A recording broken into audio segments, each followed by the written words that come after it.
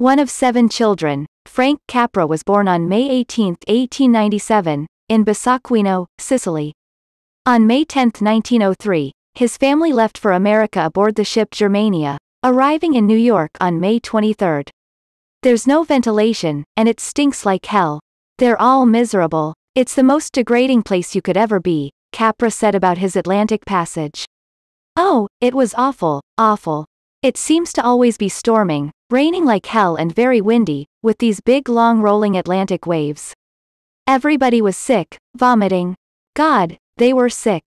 And the poor kids were always crying. The family boarded a train for the trip to California, where Frank's older brother Benjamin was living. On their journey, they subsisted on bread and bananas, as their lack of English made it impossible for them to ask for any other kind of foodstuffs. On June 3, the Capra family arrived at the Southern Pacific Station in Los Angeles, at the time, a small city of approximately 102,000 people. The family stayed with Capra's older brother Benjamin, and on September 14, 1903, Frank began his schooling at the Castellar Elementary School. In 1909, he entered Los Angeles Manual Arts High School. Capra made money selling newspapers in downtown LA after school and on Saturdays, sometimes working with his brother Tony. When sales were slow, Tony punched Frank to attract attention, which would attract a crowd and make Frank's papers sell quicker. Frank later became part of a 2-man music combo, playing at various places in the red light district of LA, including brothels, getting paid $1 per night, performing the popular songs. He also worked as a janitor at the high school in the early mornings. It was at high school that he became interested in the theater, typically doing backstage work such as lighting. Capra's family pressured him to drop out of school and go to work, but he refused, as he wanted to partake fully of the American dream, and for that he needed an education. Capra later reminisced that his family thought I was a bum. My mother would slap me around. She wanted me to quit school. My teachers would urge me to keep going. I was going to school because I had a fight on my hands that I wanted to win. Capra graduated from high school on January 27, 1915, and in September of that year, he entered the Troup College of Technology, later the California Institute of Technology, to study chemical engineering. The school's annual tuition was $250, and Capra received occasional financial support from his family, who were resigned to the fact they had a scholar in their midst. Troup had a fine arts department, and Capra discovered poetry and the essays of Montaigne, which he fell in love with, while matriculating at the technical school. He then decided to write. It was a great discovery for me. I discovered language. I discovered poetry. I discovered poetry at Caltech. Can you imagine that? That was a big turning point in my life. I didn't know anything could be so beautiful. Capra penned The Butler's Failure, about an English butler provoked by poverty to murder his employer, then to suicide.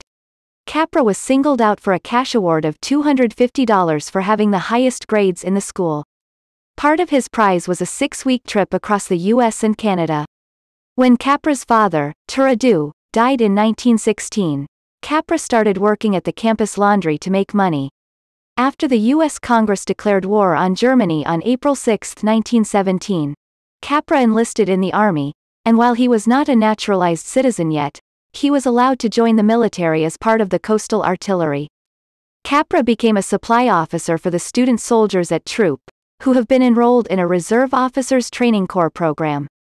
At his enlistment, Capra discovered he was not an American citizen. He became naturalized in 1920. On September 15, 1918, Capra graduated from Troup with his bachelor's degree, and was inducted into the U.S. Army on October 18 and shipped out to the Presidio at San Francisco. An armistice ending the fighting of World War I would be declared in less than a month. While at the Presidio, Capra became ill with the Spanish influenza that claimed 20 million lives worldwide. He was discharged from the army on December 13 and moved to his brother Ben's home in LA while recuperating. Capra answered a cattle call for extras for John Ford's film, The Outcasts of Poker Flat, 1919. Capra, cast as a laborer in the Ford picture, introduced himself to the film's star, Harry Carey. 2 decades later, Capra, designated the #1 director in Hollywood by Time magazine, would cast Carey and his movie actress wife Olive in Mr. Smith Goes to Washington, 1939, for which Carey won a Best Supporting Actor Oscar nomination. While living at his mother's house, Capra took on a wide variety of manual laboring jobs, including errand boy and ditch digger, even working as an orange tree pruner at 20 cents a day. He continued to be employed as an extra at movie studios and as a prop buyer at an independent studio at Sunset Boulevard and Gower Street, which later became the home of Columbia Pictures, where Capra would make his reputation as the most successful movie director of the 1930s. Most of his time was spent unemployed and idle, which gave credence to his family's earlier opposition to him seeking higher education. Capra wrote short stories but was unable to get them published. He eventually got work as a live-in tutor for the son of Lucky Baldwin, a rich gambler. He later used the Baldwin estate as a location for Dirigible, 1931.